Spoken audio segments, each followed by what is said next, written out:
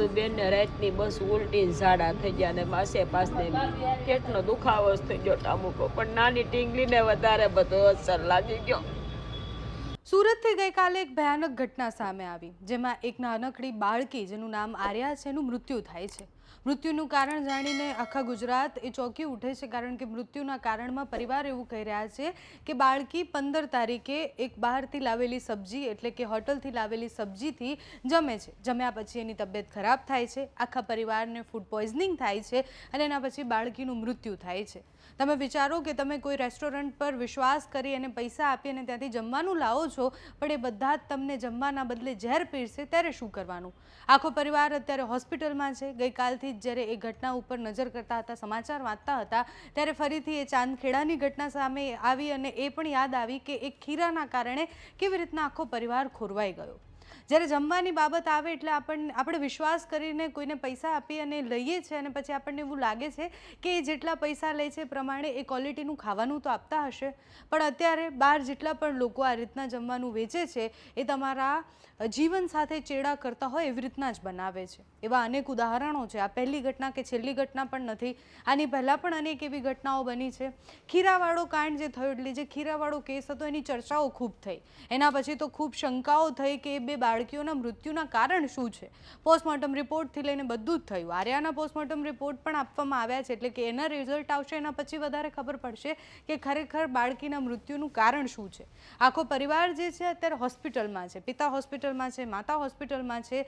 માત્ર 15 તારીખે શીતલ રેસ્ટોરન્ટમાંથી એક પનીર અને કાજુની સબ્જી લાવવામાં આવે છે. પરિવાર એ જમે છે અને વહેલી સવારે આખા પરિવારની તબિયત ખરાબ થાય છે.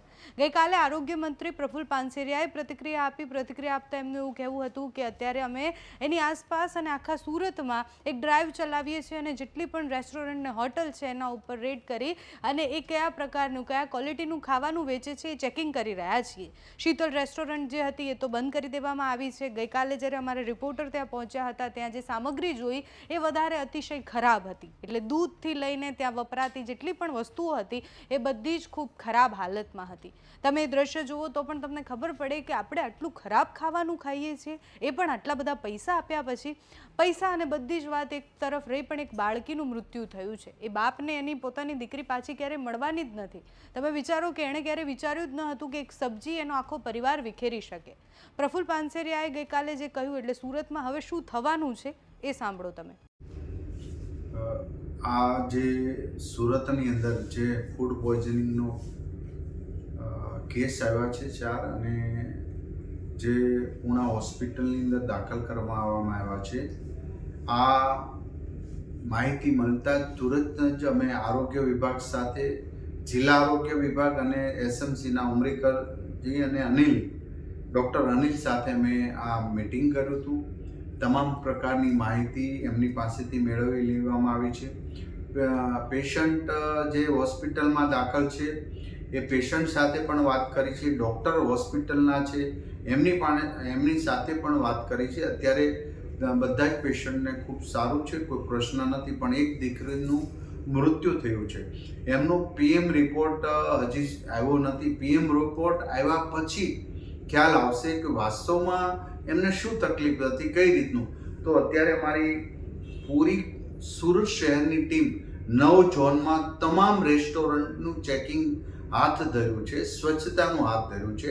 અને જ્યાં સ્વચ્છતા નહીં હોય તો અમને જાગૃતતા કરવામાં આવશે. શુદ્ધ ફૂડ લોકોને ખવડાવે એવી જાગૃતતા લાવશે. જ્યાં સીલ મારવાની જરૂર પડશે ત્યાં ચોક્કસ સીલ પણ મારીશું.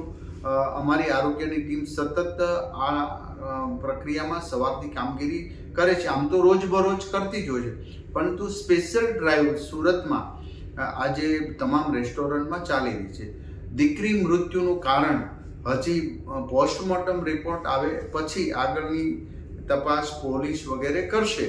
પરંતુ જો ફૂડ પોઈઝનિંગનું હશે અને હોટલવાળાના કંઈ પેલું હશે, ત્યારે હોટલ તો સીલ કરી છે, પરંતુ વાસ્તવમાં ફૂડ પોઈઝનિંગ શેનાથી થયું છે એક ચોક્કસ કારણ PM રિપોર્ટ આવ્યા પછી આવશે. તો એ પ્રકારે અમારી આરોગ્યની ટીમ પોલીસને જાણ કરી અને એ દિશા તરફ આગળ વધશે. આખી ઘટનામાં પોસ્ટમોર્ટમના રિપોર્ટ આવે એના પછી વધારે ખુલાસા થશે કે મૃત્યુનું કારણ શું છે. અત્યારે તો પરિવાર આક્રંદ કરી રહ્યો છે. પરિવાર કહી રહ્યો છે કે અમને ન્યાય મળવો જોઈએ. આખા પરિવારને ફૂડ પોઈઝનિંગ થયું છે. ગઈકાલે અમારા રિપોર્ટરે જ્યારે એ પરિવારના સભ્ય સાથે વાતચીત કરી એમણે શું કહ્યું છે એ પણ એકવાર સાંભળો. બેન રાતની બસ ઉલટી ઝાડા થઈ ગયા ને માસે પાસને પેટનો દુખાવો થઈ ગયો ટામુકો પણ નાની ટીંગલીને વધારે બધો અસર લાગી ગયો. 4 વાગે ખબર પડી અમને. આ રાતે વહેલા એને બધું ઉલટી એક હારે બધાને થવા મળી. તો બિચારા પેલા નાને દવાખાને દેખાડી આવ્યા છે કે આ પાણીનું છે તેમ હશે થોડી ખબર હોય. રિપોર્ટ આવે પછી રિપોર્ટ કરાવવા દીધા. રિપોર્ટ આવે તો ખબર પડે કે રિપોર્ટ આવ્યા તો રિપોર્ટ પાસના એક રિપોર્ટ આવ્યા. ફૂડ પોઈઝનિંગના. હા પાસના એક રિપોર્ટ આવ્યા. દવાખાને માન પપ્પા આવ્યા હતા. ડેનિશાન પપ્પા દોડીને ભેગા આવ્યા ત્યાં તો પાણીને ઘોડા આંબી ગયા. પછી સજ વિચારમાં લઈ ગયા. અમે ફેર રિપોર્ટ બધાય કરાવ્યા તોય બધાના એક જ રિપોર્ટ આવ્યા. મારી કોઠણાઈ ત્યાં આવું થયું નકર આવું થોડું થાય. એટલે શાક જે બહારનું શાક ખાધું એના કારણે. હા બચારા નતા લાતા ઠાકી ગયા. સીટું બનાવતા હતી કે તું રોટલી કરી નાખ ને ત્યાં હું શાક લઈ આવું. અને કે તું બાનું હશે ને આવું થાય નકર આમ થોડું શાક નું થાય. આખી દુનિયા ખાય છે. અમારી એક તો નહીં લઈ જાય બીજા બધા ખાધા થશે બધા કોઈ પણ નાની ઢીંગલીને સાહેબ એને વધારે અસર લાગી ગયો ને આને બીપીનું બધાને ઝાડાનું ઉલટી પાસને દાખલ કર્યા. અમે રાત કાઢી